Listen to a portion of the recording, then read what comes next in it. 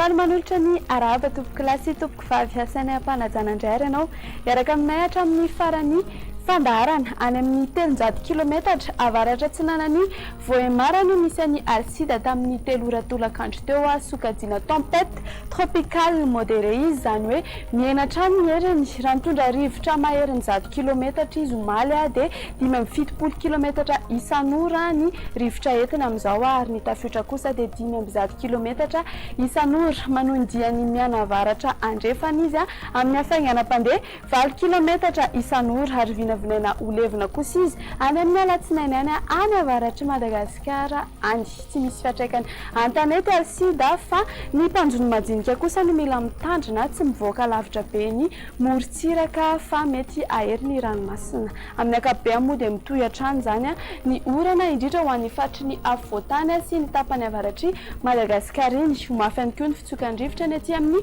tapany avaratry ny nositsika izay ny amin'ny nary fahajerentsika manaraka izao kosa ny mety toetry ny andro no vinavinaina ho an'ny rapitso atombokontsika avy hatrany amin'ny maraina dia ho avy ny orana ny aty amin'ny faritry Sava sy Diana mahazo an'izany ihany koa ny antalara toka andrahoana ny faritry Menabe sy ny ilany andrefan'ny faritry ny afovoantany ifanjibe kosa ny rahona sy ny masoandro ho an'ny faritra sisy raha ho an'ny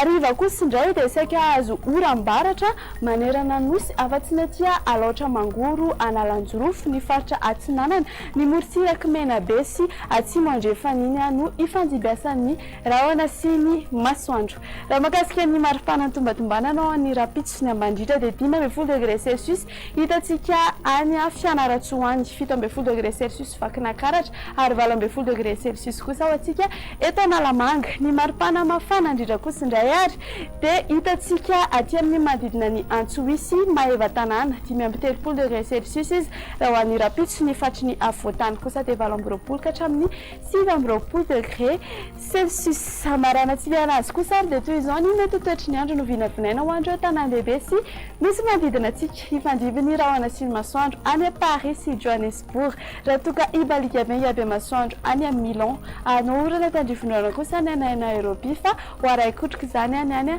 Bangkok dia ifandimby avokoa ny rahona sy ny masoandro ny any a Maurice, Seychelles sy La Réunion fa dia ibalika be ny masoandro zany any a Comore dia zay indray ny meteo antsika ho an'ny androany ankasitrahana fenanao tsy saraka taminay hatramin'ny farany fandarana tena kosa dia mametraka ny veloma tompoko.